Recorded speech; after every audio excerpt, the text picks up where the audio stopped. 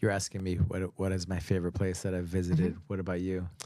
That's a great question. I have to say, I did love going to Rome. Rome. Yeah, my wife and I went to Rome for our 10th anniversary years ago, and we did take one day trip to Pompeii where they had the that was buried volcano, in the volcano. But just seeing this stuff, and everywhere you went, you'd stop in a little hole in the wall. You'd have the most delicious meal you ever had in your life. You know? Yeah. And then you look at some building, and they'd be like, "That's only like 400 years old. Don't even pay attention to that." You know what I mean? But just seeing the Roman ruins and it was just such a beautiful country, and the food and everything. It was just, I thought it was amazing. You know? Yeah. So Italy, Rome. Yeah. Any other place? Yeah, I've been to Ireland. I loved London. It's, they have these World War II like walking tours and stuff that were fascinating.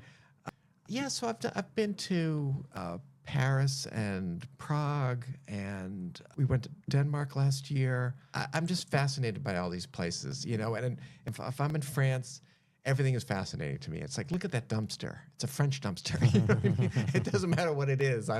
It's all new to me, and I just find it fascinating. Yeah. So I much rather that kind of vacation than sitting on a beach somewhere. Yeah, I'm the same. Yeah. I get bored. Yeah, I get bored. I've been to beaches before. Yeah.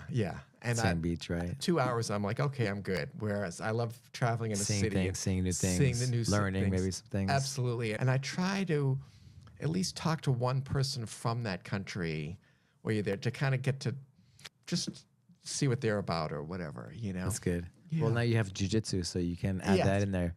When you go travel, you can find a jiu-jitsu gym or ask me, and I'll probably know somebody out there, and you can drop in for a jiu-jitsu class. Well, it kind of happened when I was in Portugal.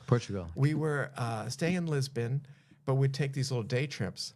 And so we had this guy driving us to some site, and he was this young guy, and he was talking, and he said it does jiu-jitsu. And I'm like, oh, I do jiu-jitsu. I said, well, stop. I'm going to get you in a Kimura. We'll see if you can get out, whatever. But he was so surprised. Like, he wasn't expecting someone my age. And he was kind of like, what? But then You're cracking jokes. Yes, jiu-jitsu jokes on it. What happened? Just happened. What's going on here? So that was kind of funny. And that happened recently. I was taking an Uber back from the airport about 3 or 4 months ago.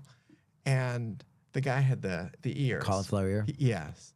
And I was like, what do you do? Whatever. And he turned out he was a brown belt from Russia. Okay. And I said, I come here. And he said he moved here a few months ago and hasn't been. I said, you got to come to Legacy. And he hasn't showed up yet, as far as I know.